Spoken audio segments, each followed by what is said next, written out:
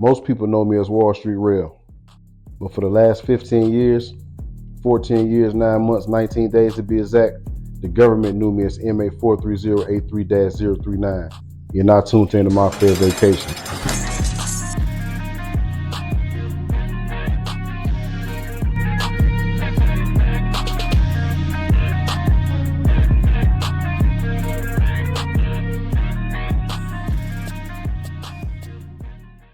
What up, though? Y'all know what it is. It's your boy Wall Street. You're not tuned into another episode of my fair vacation. Today I got my nephew all the way from the 10, dating to be exact, JP in the building. What's poppin', man? Man, you know what it is, man. What's the word, man? For everybody watching, man, give the people a little bit about yourself. Man, I'm a young dude, man. I came in the feds probably like 20. I was like 20. Came in. I ain't know a lot, man. I'm just thinking it's everything I see on TV, man. Till I got to my actual joint. The beginning process though, man, that's crazy. So tell everybody what you was initially indicted for. Man, I got indicted for Hobbs Act robbery. Feel me? I don't know if I can speak too much on it, but young and dumb. Got indicted 46 months. Uh, hold on, cut that shit. No, we gonna edit it. All right. Edit it. So what you want? I can't really. I'm gonna just roll with the vibe. I'm gonna ask you the questions. All right. But yeah. So you say you got indicted for Hobbs Act robbery. Yep. So when you first got indicted, what was it like? You know, I know in Michigan you go to either Modern Detention Center, you go to Newego, you go to different places. So when you first got indicted and got arrested, what did they take you to? They took me to Butler County. Down in that's where see Dayton, we ain't got no Fed joint. We ain't got no Fed holder. So Butler County and Cincinnati, that's the holder for all of us. So they took me down there. They took me and my guys. I was indicted with 7 people. And they was all family and friends. So what was that like when you got to Butler County? Because you ain't never been locked up before that, hey? Ah, So what was Butler County like when you first got there? I know. I'm looking like, damn, fuck. This about to be big ass niggas and shit, man. You know how little I am. I'm like, man, I gotta get on my bull. I gotta get on my shit. So when I first got in there though, we was on lockdown for real. So really it was on we did a 14-day quarantine. So then after that 14-day quarantine, they put us all in a pod. When I got in the pod, I see a couple other niggas that I knew from the city. My mom knew, my dad knew. My mom and my dad they got big names in the city, so everybody know them. So they know they know me. My brother was on the other side. I was trying to get on the other side with him. They wouldn't let me. So when I got there, it was just they seen me, they embraced me. They like, cause they know that's how all the OGs be in the feds though, cause they know like, all right, you from my city, we good. Your paperwork good, you 100, you good. They blessed me, food, all that, whatever I needed until I got my package. So from Butler County, that's where you fought your case out of Butler County and everything? Yep, So how long was that process? I did. What was that? It was short because I was already getting sentenced. I had already got sentenced, and I had to go down there. I got violated. I got violated because a female told told the PO I had a gun on me. I wasn't supposed to be around none of that. So when you left Butler County, that's when you first went to the feds? Man, hell nah. They took me through hell, bro. So I'm mind you, it's wintertime. You know how it be when you transferring in the wintertime. Man, I got on shorts and a Nike shirt. I ain't know what's going on. Some flip flops. So they from Butler County, they drove us all the way to Toledo to CCA. You heard of Of CCA? course I heard the CCA. Man, they took us to CCA. I'm like, I don't know why. They took us to CCA. We was in CCA for a week. When I say I seen more than anything, and I know, man, CCA crazy, Yeah, see, I bro. heard CCA off the chain too, because it's a private ran facility, and for y'all that don't know, like the feds got these privately ran facilities that they contract out. They own the prisons, but the prisons are basically not under BOP authority. So at most private prisons, anything goes. You know what I'm saying? And I always heard CCA was one of them jails where anything goes. Man, big bro. I've been there myself. I look at the law library. They got pornos, but man, it's niggas slide. They got phones in there. I'm like, man, what the hell? I'm like, it's jail. Motherfuckers tweaking off the deuce and they running, they bringing them right back. I'm like, bro, so I'm just amazed at this shit, and I'm behind the door just looking at everything go on. I'm like, man, ain't no way. I'm looking out the window. It's females. I'm like, what the, I swear to God, I'm like, man, I could do my bid here, bro. I'm like, man, my bid, like, even though, yeah, I get in trouble, but dang, like, I could do a bid here instead of just being locked down all the I mean, and time. from my experience, like once I got my mind right, okay, cool. Once I kind of grew up and matured, but in the beginning of my bit, I'd rather do time in spots like that. Because Yeah, I'm always in the midst of the chaos and it make the time go past because you somewhat enjoying yourself or you don't even feel like you in prison. You know what I'm saying? man. So shit like that, you know what I mean?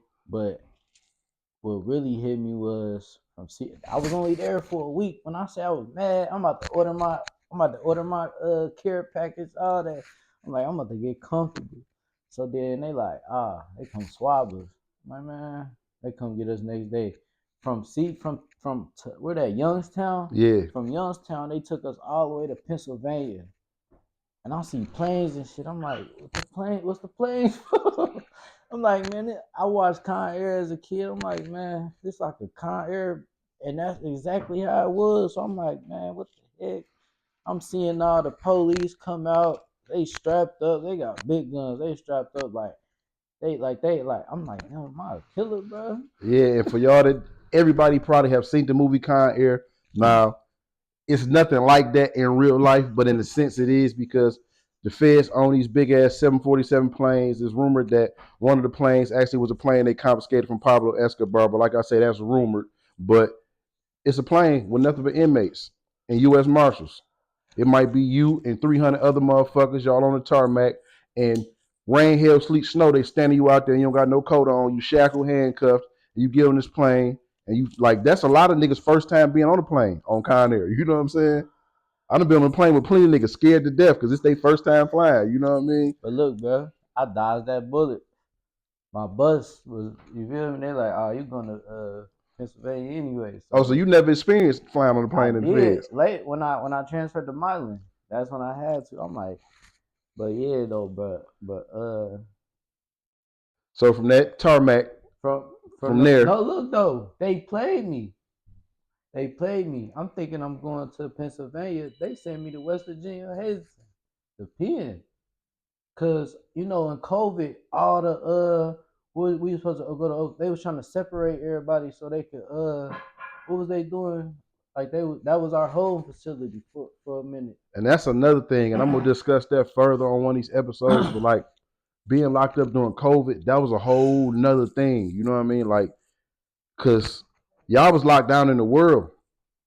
We was locked down in prison, and like it changed the world, it changed the whole prison system and how they ran shit. So it was like a bunch of chaos.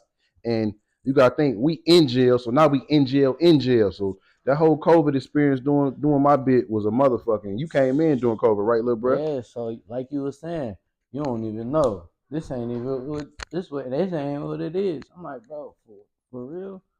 And that shit was hell. Cause look, when they sent us to Hazleton, when they sent me to Hazleton, dog, bro, I got stuck up there. You know, Hazleton up that big ass hill. And Hazleton, you know what I mean? You probably was just there through transit, but Hazleton has a reputation in the system. Hazleton is one of the most violent Yes. penitentiaries in the Federal Bureau of Prisons.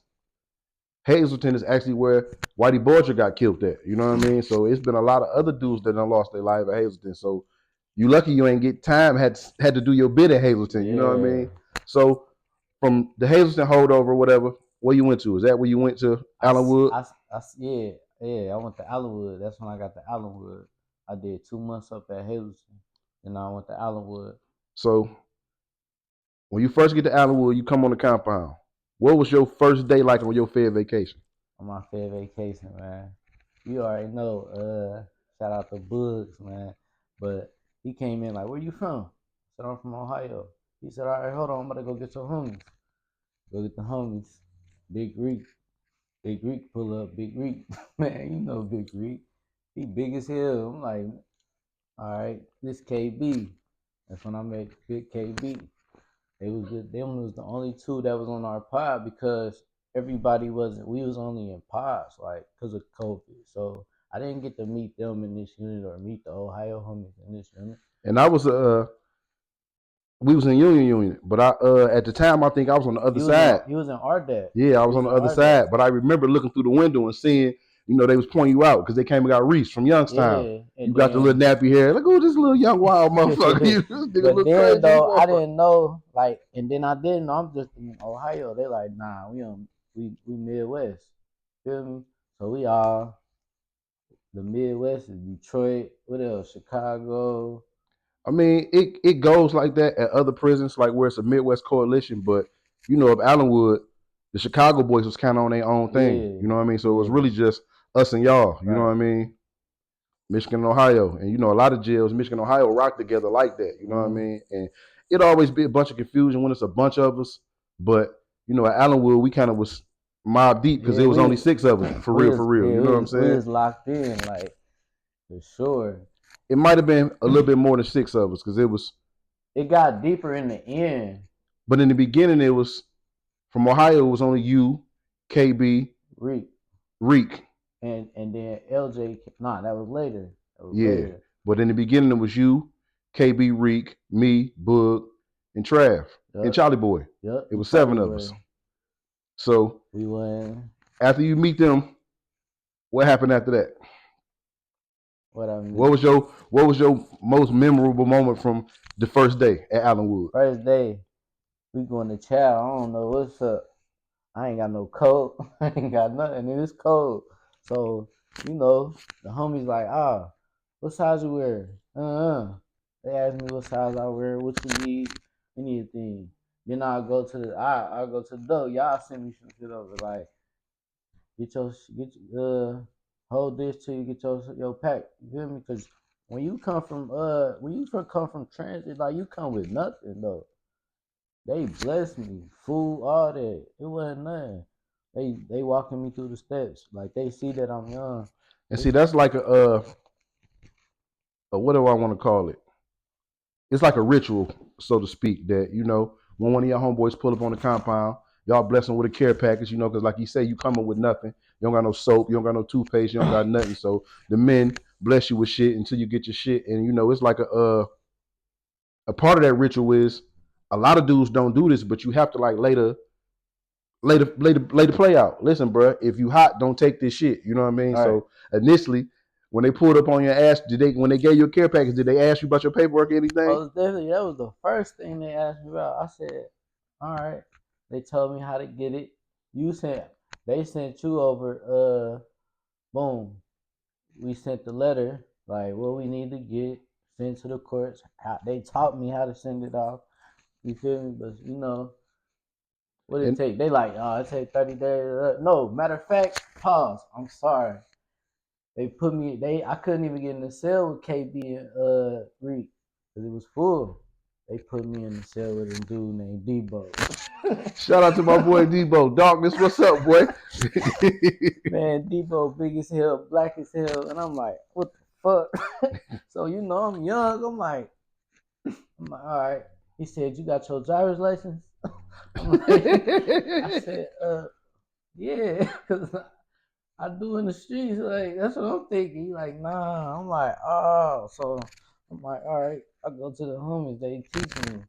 Everything was a learning lesson. I swear to God, I learned every day in the joint because y'all did that. Like, y'all made me learn. Like, And y'all was see, giving me a learning lesson the type every of dude day. I am, I'm like, I pay it forward.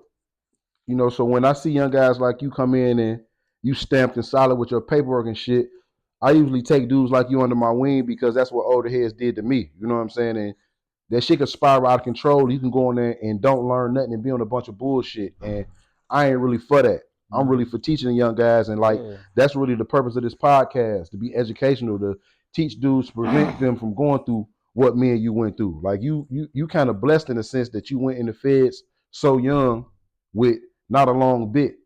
So you learned from that, and hopefully, you know what I mean, that's preventing you from making other mistakes that could be made by you not knowing, you know what I'm saying? Or not seeing that side of the game, you know what I'm saying? Most So, definitely. that's what we about at My Fair Vacation, you know what I mean? We want to be informative to the youth and help you prevent them from going through what we've been through, man, because, when your name on the indictment, it's a motherfucker, man. It's United States versus you know what I mean? And you ain't got no win versus the whole government. At all. So back to Allenwood, man. So, I don't really know if you was there at the time. When you got to Allenwood, did we have a TV room already? Nah. Also, It was we had to go in there and share the TV room with them. We was all in the back.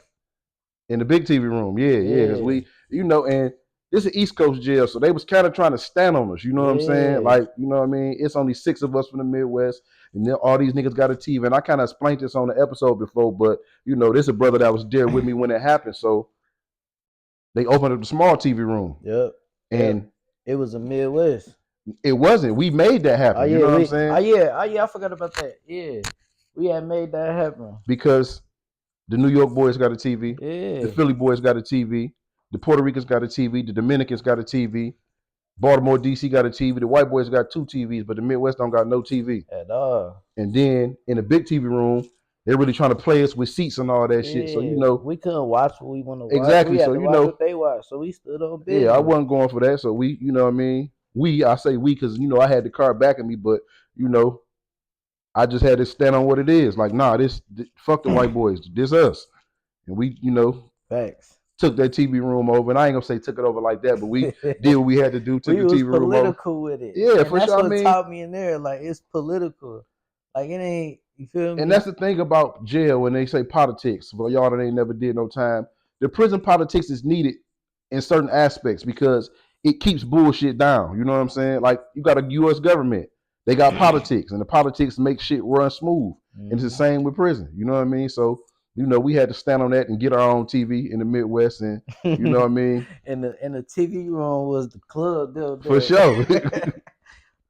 Everybody wanted to be in our TV room. I swear to God, they like, oh yeah, cause we cool though. Like, we ain't no more bullshit. Because that's the thing about us Midwest dudes. You know what I'm saying? And Ohio has always been like brothers to Detroit. You know what I'm saying? Yeah. Even me, I identify like our vibe is more the same vibe as Cleveland dudes. You know what I'm saying? Like, y'all from down south, y'all from southern Ohio, so y'all got your own kind of swag, but it's still of a player swag, a player vibe. You know what I mean? So that's been like the whole thing with us Midwest dudes. We players. You know what I mean? So it was like everybody was cordial with all us. You know what I'm saying? Yeah. So because you got the East Coast dudes, they be on their route. You know how they is, you know what I mean? But Midwest, we ain't on that shit. As long as you don't violate, nigga, it's palms up with us. We players. But we can get on that though. You motherfucking right. Now, I want to get on that situation too.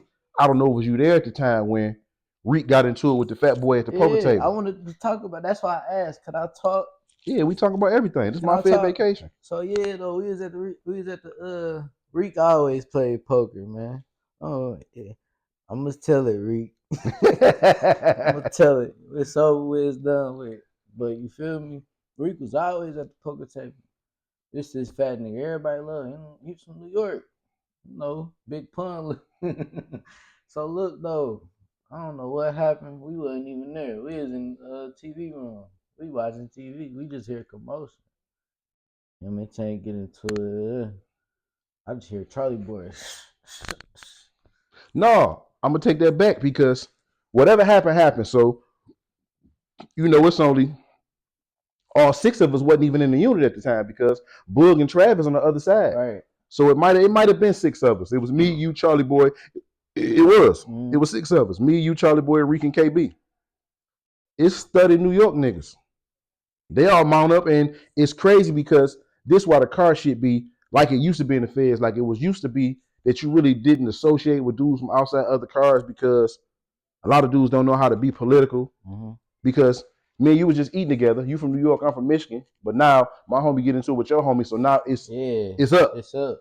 But it takes a good man that can politic to dead the situation. And at the time, a lot of the New York dudes that we dealt with every day wasn't doing that. Right. So the situation almost spiraled out of control. You know what I'm saying? Out of control. It came to where I think it may have been Debo. Yeah. That might have been the political one, the one that stood on business on the New York end. That's like, we deal with these dudes and this my celly. So he deaded the situation, but before the situation got deaded, remember they mounted up on us like 30 deep. Hell yeah. And they got knives and everything. And at that point, we didn't even have no knives on deck. At all. So that's when I tell Charlie Boy, hey man, we need some artillery. And this bitch Charlie Boy, man, shout out to my boy Charlie, man. I got to have you on the chair, Charlie. I just talked to him the other day, so Charlie gonna be in the chair soon, man. 039 Fed Inc., man. That's my man tattoo place. But he was the tattoo man. But the bitch Charlie Boy was like a super jail nigga. The bitch knew how to do everything in jail. Like Charlie Boy was a super convict, you know what I mean? So I love Charlie Boy. I tell Charlie we need some artillery in. Less than 10 minutes later, Charlie Boy come back with some shit like this. Talking about, come on, we gotta go shopping and shit. So we in the bathroom. Oh, Trey was there too.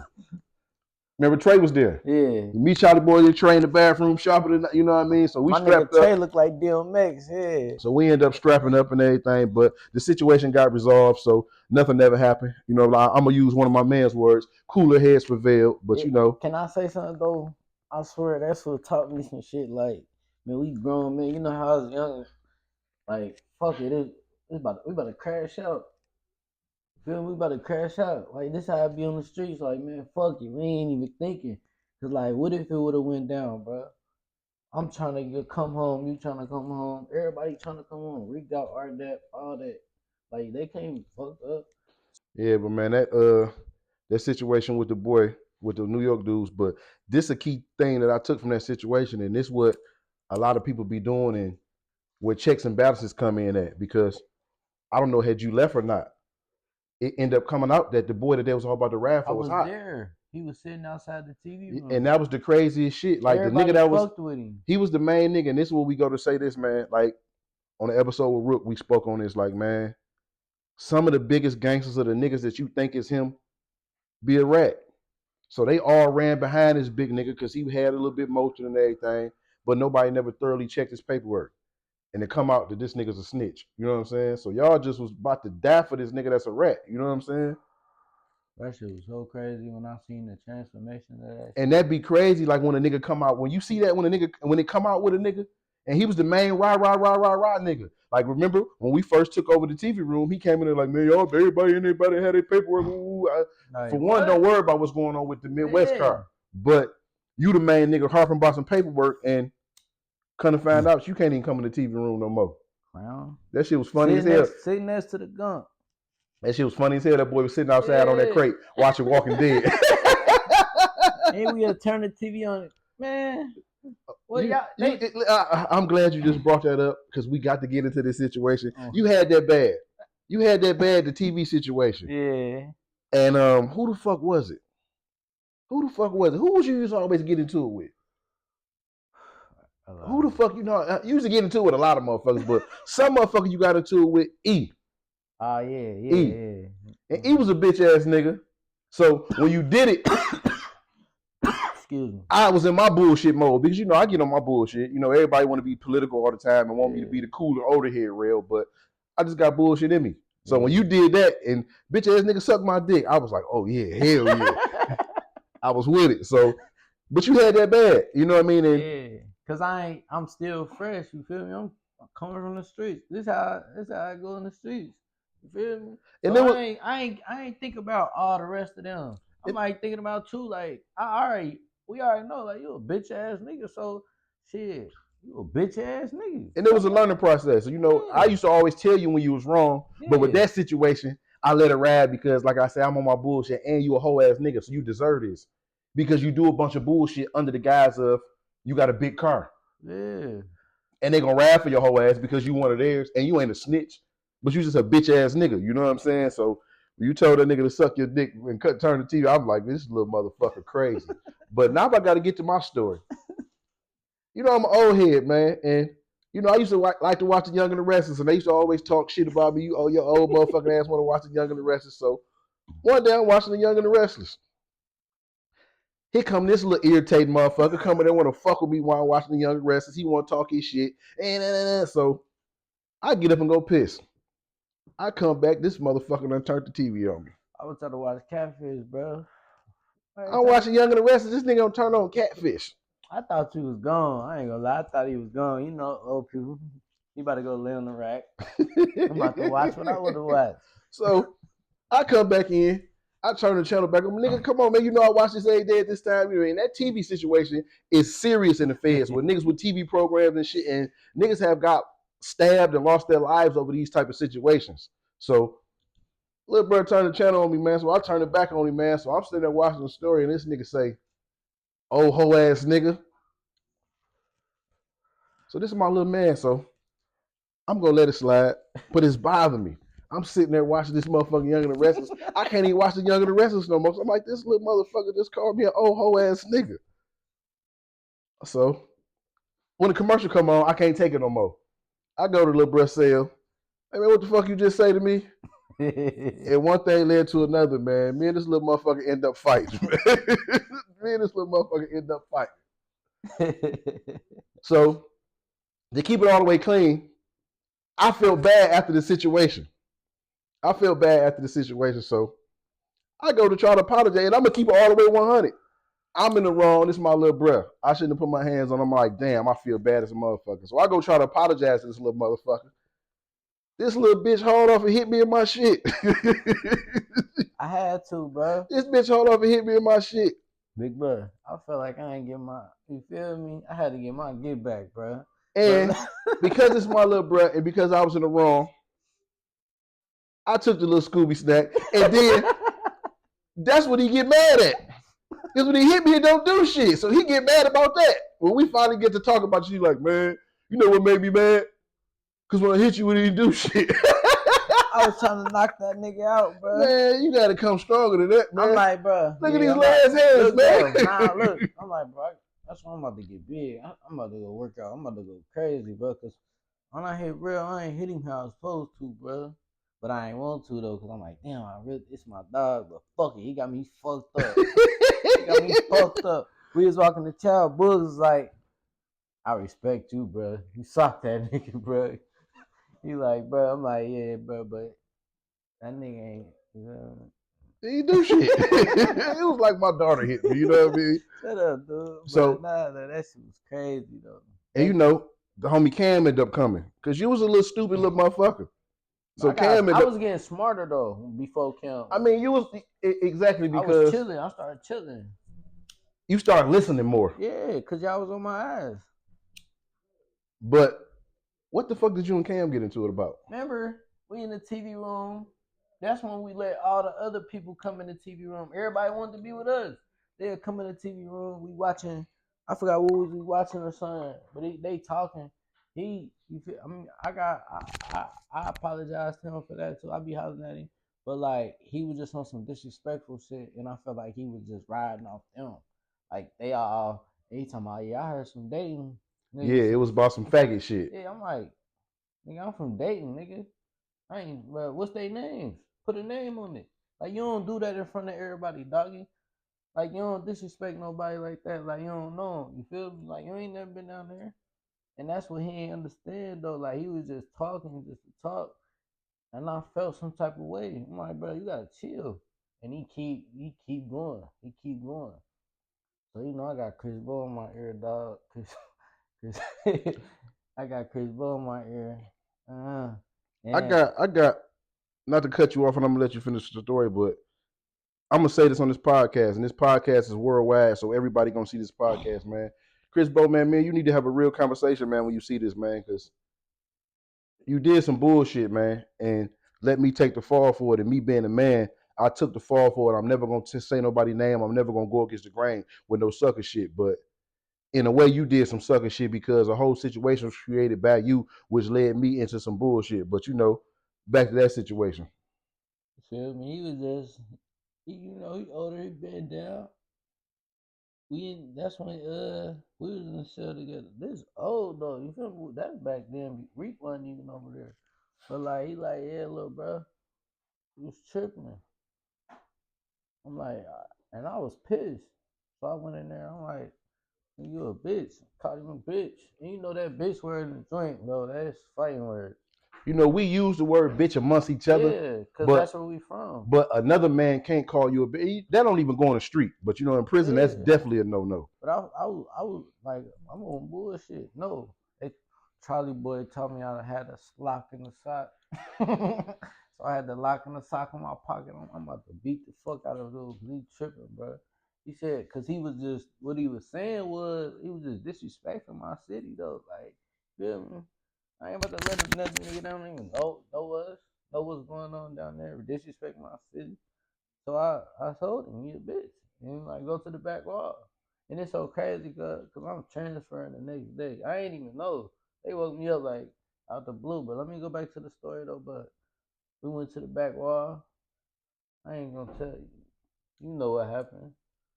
Feel It's me? my favorite vacation. Tell the people what happened. How tall was Tim? How tall was That bitch Tim? Cam about 6'5". Man, I'm 5'6". So I'm squaring up with him. Fuck it, I'm blacking out. We ain't really get the, I slammed this big ass. I slammed this big ass, but as soon as I'm ready to, Chris Buck, nah, that's the homie. And I had to think about it, like, fuck. And that's Everybody looking, that's one thing like that, and he was a, from jump it was always love between me and you. And that's why I felt because you was like my little bruh. That's why when we had our little situation, I had to let the situation go because I was in the wrong for initially put my hands on you. But that's one thing I always like fuck with you about. Because you had the heart of a lion. The littlest nigga, but you on go, you know what I mean, on go. So I admired that a lot. Like this is my little dog, this is my little pit bull, you know what I mean? You kind of reminded me of Doug. This is my little 42 Doug. You know what I mean? So I had to, you feel me? I really ain't dealt because it's like, we checked his work, 100 nigga. He was 100, everything was 100. But I hollered at him, like, hey, bro, I was tripping, but but see, that was the difference between y'all two. yeah, he was different. Y'all was young, y'all both was around the same age. Yeah, Cam listened more, you were more hard head, but Cam was more green. yeah, And shout out Cam, that's my man. Cam holler at me all the time, but Cam was green. yeah. And you were green too coming in the system, but it was like no matter how hard head you was, you actually synced and picked up from the lessons that we was teaching you. Even if you didn't want to tell us in our face or show us right then and there, we didn't turn around and see it like, oh, look at little bro, he learning. Cam, it took a minute, even though he had listened, he just was green. You know what I'm saying?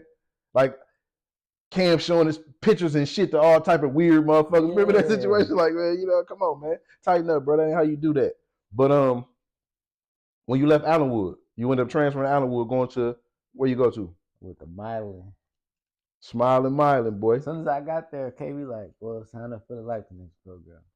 You're gonna go to Milan. And it's close to the home. I was 10 hours from the city.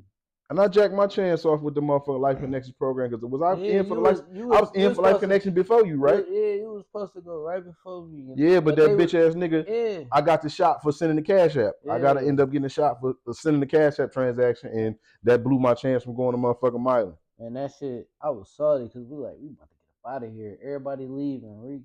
Reek gone, KB gone. We like, we gotta get up out of here. I was so happy, like, it was God though, like that I ain't get caught up without like getting Because in during my trouble. time, like and I've been to 7 different prisons. Yeah, Allenwood was maybe 7 on the list of my prisons I ain't like the most. yeah, Because Allenwood, the vibe at Allenwood was the institution ran it, the administration ran Allenwood. yeah. They didn't let convicts be convicts or nothing. Like you couldn't, we made what happened when we made it happen because that's just convicts gonna do what they're gonna do. But the whole vibe of the jail was like the institution ran it. You know what I mean? I hated it. Yeah, I hated Allenwood too. I got out of Allenwood through a transfer off the shit I was speaking about with Chris Bo. But Mm-hmm. I was happy to leave that motherfucker. Yeah, yeah. So you left Allenwood and went to Smiling Milan. Smiling. So what was Milan like?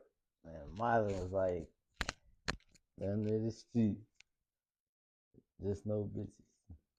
So like, you know, Allenwood was a East Coast jail. So Mm-hmm. the vibe was basically East Coast. Yeah, What was the vibe like at Milan? but Like it was on game time. It was on game time up there. at Milan? Yup. Because I hear, even though it's in Michigan, I hear it's more Chicago dudes than Yeah, Michigan dudes. yeah. So it's more Chicago vibe at Yup. Milan. Yup. Chicago. Milan was crazy. So what's some of the things you remember about Milan? What's one of the most your most one of what's a pivotal moment at Milan? Shit, when I first got there, the homies. We all greet each other. My co-defendant was up there, so I was geeking. So we got the lock in. With Mylan though, like you could just do you. It was open. Hollywood was locked down still. It was open. We walking to the child house. We going to the rec yard. We doing all types of shit. But with everybody though, I'm like, man, what the hell? It was different Yeah, from you experiencing Allenwood and getting the mind. It was a whole different atmosphere, a whole different yeah, vibe. yeah. I'm like, damn, it's helping my bid go faster. So like the first day I got there, man, I met a older dude named Jay Shep. He was from Dayton. Man, I ain't know nothing about him. But on the streets, if you look him up, you gotta look him up. Jay Shep. He asked me, same thing, same process. I got it to him. He locked me in. But I never seen a phone in the joint. Yeah, because Allenwood wasn't no phones. Nah. And I take that back. It wasn't no phones in our circle. You know Right. what I mean? Because there was a few phones up there, but Allenwood one of them jails that was loose where they was just everywhere. You know what I'm Yeah. saying? Everybody had a phone in Milan. There wasn't no, man, that shit was crazy. I'm just paying attention. The homies bring me in. Ask me to how my family. Hell yeah, I ain't seen them in so long. They was gonna be surprised. I got to see phones. I'm walking in the shower. You smell weed like from the street. They got the apartments look like the units look like the projects. Man, Milan was And mine in the crazy. old jail, I think mine might have been built in the It's real 40s. old. It's real old, but the units we was in, they was the newer ones. But up there, those are the trenches, bro.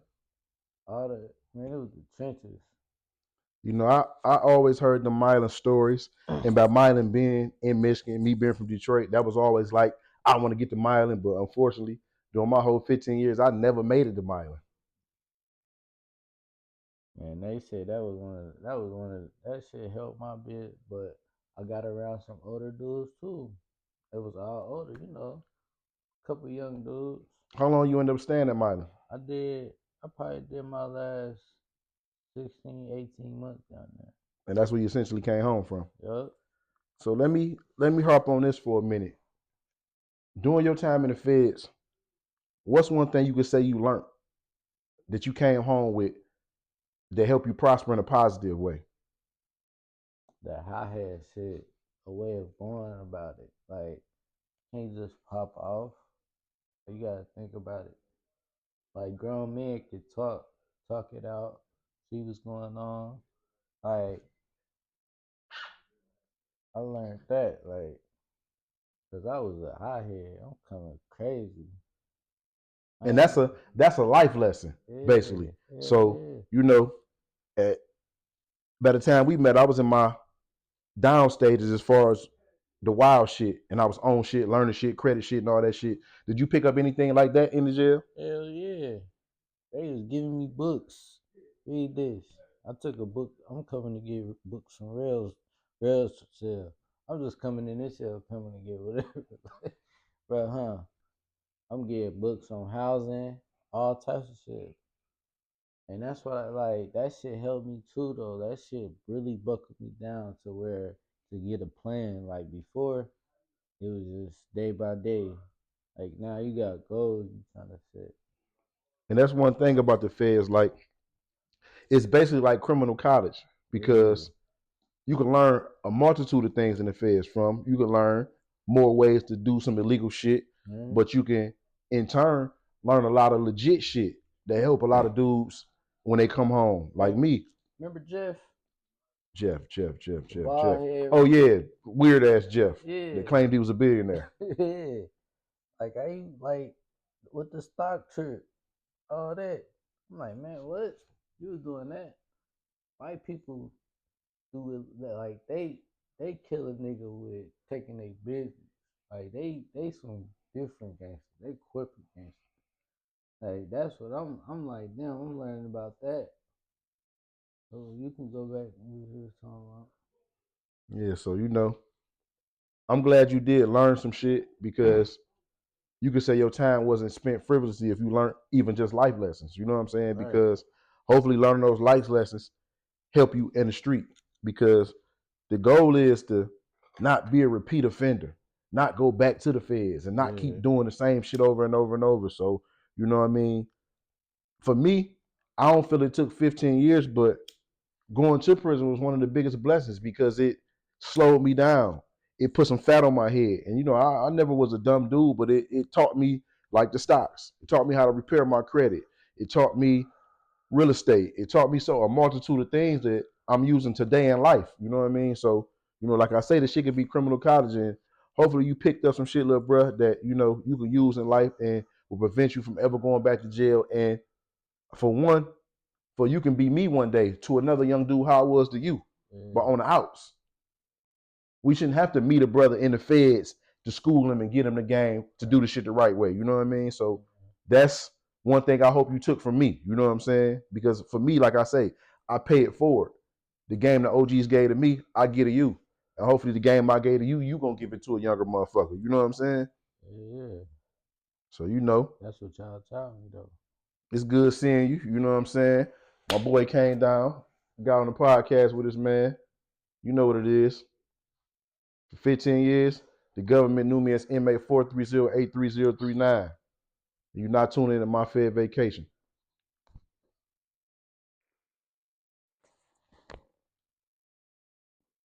That's it, doggy. I realized like, bro, I'm gonna get a podcast in it. We was in the TV room. Mm-hmm.